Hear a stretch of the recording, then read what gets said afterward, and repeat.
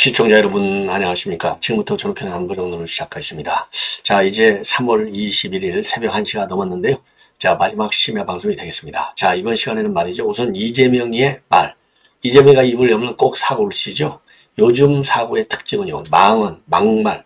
이래서 지금 문제가 계속되고 있는데요. 연일 이런 망언을 퍼붓고 있는데, 자, 이번에는요. 갑자기 의붓 아버지를 표현을 했어요. 그래, 현 윤석열 정부는 이제 의붓 아버지라 이거죠. 자, 이렇게 해서 이제 뭐라 그럴까요? 지금 이제 이 재혼 가정 비하라고 하는 비판을 지금 받고 있습니다. 자, 그래서 요 내용을 자세히 말씀드리도록 하겠고, 그리고요, 지금 이제 조국의 비례대표, 지금 뭐 당선권에 한 15번까지라는 말까지 있어요. 근데 이제 전반적으로 흐름을 보면, 당선권을 한 10번까지는 지금 보고 있는 것 같아요. 그런데 그런 그 와중에도요, 비례 6번을 받은 김준형이가 있어요. 이 김준형은 완전히 좌빨입니다. 속된 말로. 자, 문정인 사단이 되어 연세대 정액과를 나왔습니다. 자, 그런데 이제 이 문재인 때 말이죠. 그러니까 국립외교원장을 했는데, 국립외교원장원에서 이 기존 이 안보의 틀을 뭐라 그럴까요? 이 무시하는 이런 발언에서 말른 이 설화를 입은 사람인데요. 이번에는 비례 6번으로 가다 보니까 아들이 미 국적을 최근에 택해서 논란이 야기되고 있습니다. 자, 더군다나 말이죠. 아들을 이렇게 이제 미 국적을 택하게 하면서도 이 한미 동맹은 가스라이팅이다. 이렇게 비교를 해서요. 비유를 해가지고 또 많은 논란을 야기한 바 있어요. 얼마나 내로남불이고 이게 말이 안 되는 얘기냐. 한미동맹을 가스라이팅이라고 비판하면서 아들은 미국 국적을 갖게 하는 이 이율배반적인 내로남불. 예. 자, 그래서 요 내용을 말씀을 드리도록 하겠고요. 오늘 이화영 재판이 열렸습니다. 지금 1년 6개월째 재판이 열렸는데요. 이제 거의 마무리 단계에 돌입하고 있어요. 자, 그래서 29일 날 검찰하고 이 변호인 측의 이제 피고인 신문이 마무리되면 이후 4월 2일 날 검찰 구형하고요. 피고인 측의 최후 변론이 예정되어 있습니다. 그러면 뭐 4월 말 또는 5월 중까지는 이제 선고가 나오는데, 요게 선고가 딱 끝나면 이재명이 요 대북 송금과 관련해서 이제 구속영장을 청구해야 될 것이 아닌가. 왜냐하면 이것도 구속영장을 청구했는데요. 다툼의 여지가 있다. 그리고 방어권을 제공하는 게 좋겠다. 그래서 영장이 기각된 바 있어요. 그러면 1심 판결을 통해서 이제 이재명의 관계도 상당 부분 재판에서 판결문에서 정리가 되올 가능성이 큽니다. 그렇기 때문에 또 다른 영장 청구 사유가 이제 발생할 수 있다. 이런 점에서 이제 이화영 재판은 우리가 봐야 돼요. 그 다음에 이제 송영길 보석을 두고요. 송영길 아들이 최근에 이제 송영길 부인이 이 기자회견을 통해서 옥중 편지도 읽고 난리를 쳤지 않습니까? 이번에는요, 아들이 이제 보석을 해달라. 이렇게 하면서 눈물로 호소하는 상황이 연출됐어요. 자, 그래서 이러한 네 가지 이 핵심 이슈를 이렇게 다뤄드리도록 하겠는데요. 우선요, 오늘 이제 이재명이가 말이죠. 이 윤석열 정부는 의붓 아버지, 계모 같다. 그래서 재혼 가정을 비하했다라는 지금 논란이 야기되고 있습니다. 근데요, 이재명이가 의붓 아버지라는 표현은 아주 좋아해요. 작년 9월에도 윤석열 정부를 비판하는 과정에서 의붓 아버지라는 표현을 써가지고 재혼 가정 비하다. 작년 9월에도 욕을 먹은 바 있습니다. 자, 그러면 오늘은 어디에서 의붓 아버지 얘기를 했느냐? 강동구 암사 종합시장으로 이동할 때 차 안에서 유튜브 방송을 진행했어요. 요 유튜브 라이브 방송에서 말이죠. 윤석열 정부 출범 이후에 민주주의가 심각하게 훼손이 됐고 무서워서 어디 살겠냐 이러면서요. 국가나 정부라고 하는 것이 든든한 아버지, 포근한 어머니 같은 것이야 하는데 지금은 의붓 아버지 같다. 이렇게 비유를 했습니다. 그러면서 매만 때리고 사랑은 없고 계모 같다. 팥쥐 엄마 같다. 팥쥐 엄마. 이렇게까지 라이브 유튜브 방송에서 얘기를 한 거예요. 그러면서 국민들이 얼마나 그러니 불안하겠냐. 이걸 우리가 바꿔야 되겠고 이번이 위기이기도 하지만은 바꾸는 기회이기도 하다. 이렇게 얘기를 했어요. 근데 참고적으로 말이죠. 작년 9월에 김어준 유튜브 방송에서요. 국민은 경제 민생이 너무 어려워서 뭔가 든든한 아버지 같은 좀 그런 국가, 정부 이런 걸 기대하고 있지만 지금 이 국가와 정부는 회초리를 든 무서운 의붓 아버지 같은 모습이다. 이렇게 작년 9월에도 김어준 방송에서 얘기했고 오늘은 이제 이 강동구 지원 유세를 가면서 이제 차량 안에서 말이죠. 이제 시간을 전략한답시고 유튜브 라이브 방송에서 의붓 아버지, 계모 이런 얘기를 한 거예요. 이게 이재명의 수준인 것이죠. 한마디로 얘기해서 못 고치는 병적인 현상이 아닌가 이런 생각이 들고요. 그리고 이제 오늘 그 이재명이가 또 많은 말을 하고 있죠. 그래서 오늘 유튜브 방송에도 나갔고 또 뭐 이게 서대문에서도 또 뭐죠? 이 지원 유세를 하고 또 재판에 나가고 이제 난리를 쳤는데요. 오늘 얘기한 것 중에 사실관계가 맞지 않은 무식의 극치가 또 드러났어요. 쉽게 얘기해서 브라질 몰락은 검찰 독재 때문이다. 이렇게 이제 언급했고요.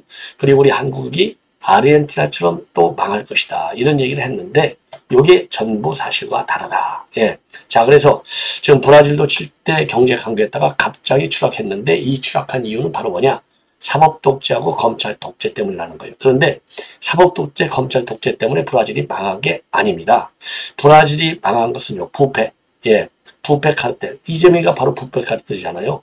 요것 때문에 망한 것이고, 그 다음에 이제 원자재 가격이 팍 떨어져요. 예. 지금 브라질이 가지고 있는 이 원자재들, 이게 이제 유가, 이런 것이 이제 급격히 하락하면서, 지금 이제 경제가 망하는 코스로 이제 가는 겁니다. 자, 그래서 그런 것 때문에 망했는데, 검찰 독재 때문에 망했다. 왜? 윤석열 정부를 지금 검찰 독재 정권이다. 그러면서 이대로 가면 이제 브라질처럼 망한다. 요 프레임을 짜려고 브라질이 검찰 독재 때문에 망했다. 이렇게 사실과 다르게 지금 유세전을 펼치고 있습니다. 그래서 이것도 지금 아직 무식의 극치가 아니냐. 그래서 브라질은요, 고질적인 부패하고요, 경제난을 부패가 이제 경제난을 불러온 가장 큰 원인이다. 그리고 이제 부패 수사 때문에 경제난이 찾아왔다는 것은 결국 말이 안 되는 본말이 전도된 주장이다. 이게 이제 정설로 되어 있습니다. 자, 그리고 또 하나 이제 중요한 것은요, 말하자면 이제 과도한 복지, 이게 포퓰리즘이죠. 왜냐하면 이제 브라질의 경우에요, 시우바 대통령 때 2003년에서 2010년까지 집권했고, 호세우 대통령이 바로 이어서 2011년에서 16년까지 집권했는데, 요게 좌파 포퓰리즘으로 이 정권을 유지해 왔어요. 그러다 보니까 과도한 복지 비용이 들어가고, 또 재정 운영이 방만하게 운영되고, 그것이 이제 물가를 끌어올리면서 재정을 바탕내가지고 결국 국가 경제가 무너지게 된 겁니다. 예. 자, 그래서 이런 경제 실패가 결국 브라질 경제에 폭망을 일으켰고 나라를 망하게 한 거예요. 그래서 살인적인 인플레이션, 그리고 주력 수출품인 원재 가격의 폭락, 이런 것 때문에 망하고, 그 배후 근저에는 바로 부패 스캔들이 자리 잡고 있었다. 자, 그리고요, 특히 2015년도에 가장 큰 변수였던 게요, 브라질 경제 폭망, 바로 유가 폭락이었습니다. 유가 폭락. 예. 자, 그렇기 때문에 이게 망한 건데 완전히 왜곡해서 사실. 자, 그러니까 이것도 말이죠, 이게 허위사실 유포가 아니냐. 그래서 브라질이라는 나라를 국격을 무너뜨린 것이죠. 그리고 허위사실을 얘기해갖고 윤석열 정부를 의도적으로 비판하려고 한 거. 이것도 무슨 선거법 위반이 됐건 하여튼 법률적으로도 검토해 볼 필요가 있지 않나. 그리고 또 하나, 아르헨티나도 실패의 사례를 언급한 바 있는데요. 아르헨티나 망한 거, 이거 이재명 같이 포퓰리즘 하다가 망한 것이죠. 예, 포퓰리즘, 무상복지 확대. 예, 요것 때문에 망했는데, 또 이제 윤석열 정부가 지금 이대로 가면은, 지금 망한다. 아르헨티나 같이 망한다. 그래서 이 비교의 대상이 완전히 잘못 설정되어 있는데, 요것은요, 모든 것은 지금 이제 민생 경제가 어렵다. 그러니까 경제 폭락, 민생 파탄, 요거를 부각시키려고 아르헨티나하고 그다음에 이제 브라질은 검찰 독재. 예, 지금 여기에 이제 당위성, 검찰 독재하는 나라는 망해. 요 프레임을 짜려고 브라질을 거론한 거예요. 이렇게 아주 못된 버릇. 그리고 이제 잘 알지도 못하면서 비교하는 거. 이게 이런 사람이 어떻게 지도자가 될 수 있겠습니까? 이렇게 비판하지 않을 수 없네요. 예.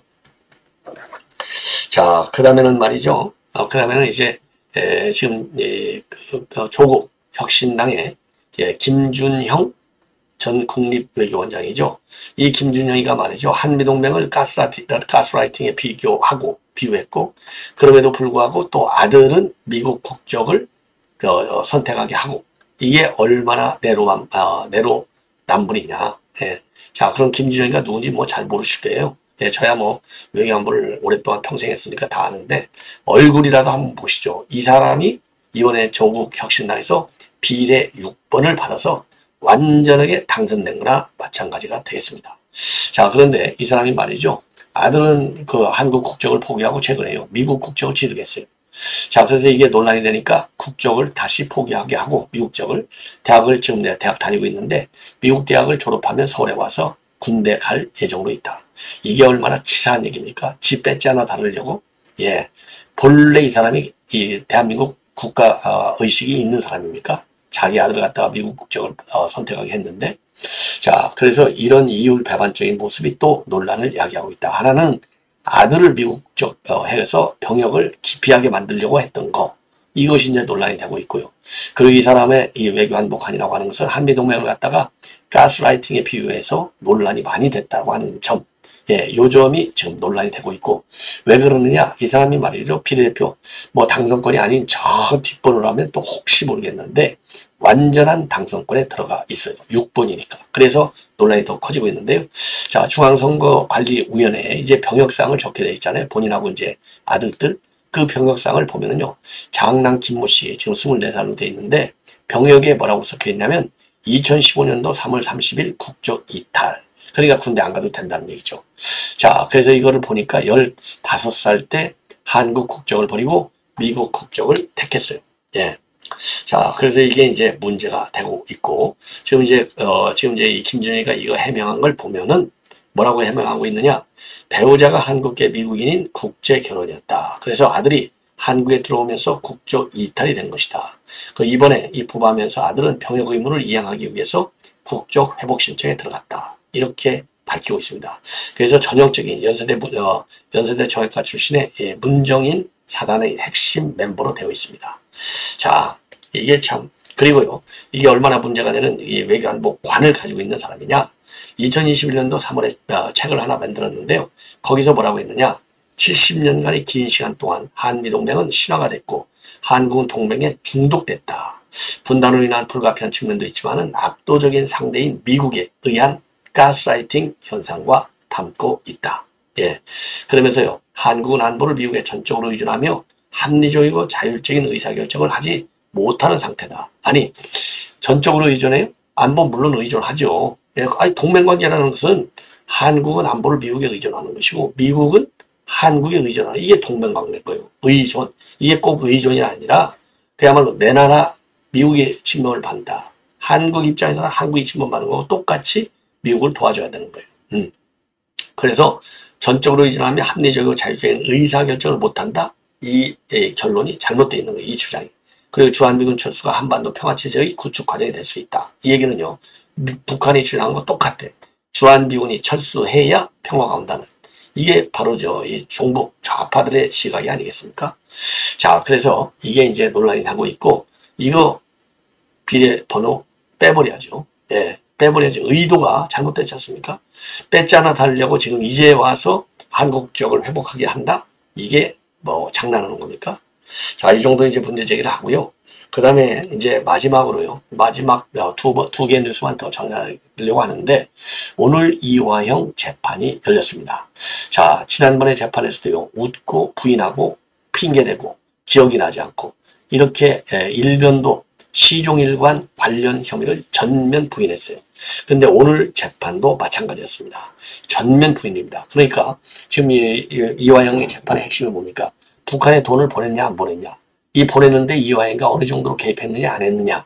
그리고 이거를 이재명이가 알았느냐 몰랐느냐. 이거 전부 모른다. 기억이 난다. 그럴 리가 있느냐? 전혀 사실이 아니다. 요게 전부 오늘 법정에서도 반복한 내용이 되겠습니다. 이거 일일이 하나하나 말씀드리려면 정말 짜증나가지고 말이죠. 자, 그래서 그 다음에 또 북한을 이재명이가 가려고 한 거. 요거 북한 측에 요청했냐 안 했냐. 요청의 대가로 300만 불, 500만 불 준다고 했냐 안 했느냐. 요거를 김성태가 추진하는 걸 이화영이는 알았느냐 몰랐느냐. 그리고 요 내용을 이재명이는 알았느냐 몰랐느냐. 이재명한테 보고했느냐 안 했느냐. 이거는 이미 여러분께 다 말씀드린 대로 이재명한테 보고도 했고 그 이화영이가 이 쌍방울 김성태를 이재명한테 전화를 바꿔주면서까지 다 내용을 공유하고 있는 걸로 지금까지 다 밝혀져 왔지 않습니까? 오늘 이 재판에서도 이 검찰이 말이죠. 지금까지 종합적으로 제가 여러분께 보도해드리는 거하고 똑같이 검찰이 주장을 하고 반박을 했어요. 자, 여기에 대해서 이화영은 시종 일관 지난번과 똑같아요. 검찰을 비아냥까지 하고 있어요. 검찰이 조목조목 반박하고 증거를 내밀고 그러면은 애쓰셨다. 자, 그러니까 이제 검찰도 열받잖아요. 비난하는 표현을 하지 말라. 예. 그리고 대북 송금과 관련해서는 전혀 아니다. 기억이 안 난다. 모르쇠로 일관하고 있습니다. 그리고요, 또 검찰의 반문하거나 묻지도 않은 사실관계에 대해서 길게 장황하게 설명까지 해요. 그러면서요, 자신이 한 말을 뒤집거나 아니면은 내가 언제 그랬냐, 이렇게 부인하는 요 작전을 쓰는 겁니다. 자, 그래서요, 요거 일일이 다 뭐 말씀드릴 필요가 없어요. 제가 보기에는 뭐 예를 들어서 말이죠. 김성태가 김성애 북한 아태우 실장과 같은 북한 측 인사를 만나서 경기도가 지급하기로 했던 500만 불을 쌍방울이 대납하기로 약속하고 북한 측의 도지사 방북을 협의하자고 제안한 거 아니냐? 검찰이 이렇게 물어요. 그러니까 이화영은 뭐라고 하느냐? 그건 터무니없는 전제다. 500만 불을 주기로 했다는 것은 도대체 어디서 나온 거냐? 그러니까 이제 검찰이 열받잖아요. 질문하지 말고 평소문으로 설명해. 딱 이렇게 반박을 합니다. 자, 그러면서요, 또 이 검찰이요, 북한 측과 이재명의 방북을 논의한 적이 있냐? 이렇게 물으니까 이화영이가 기억이 나지를 않는다.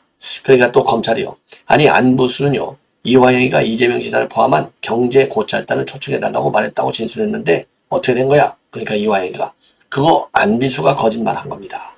그래서 시종 일관 기억이 안 난다. 그런 사실이 없다. 부인하고 있어요.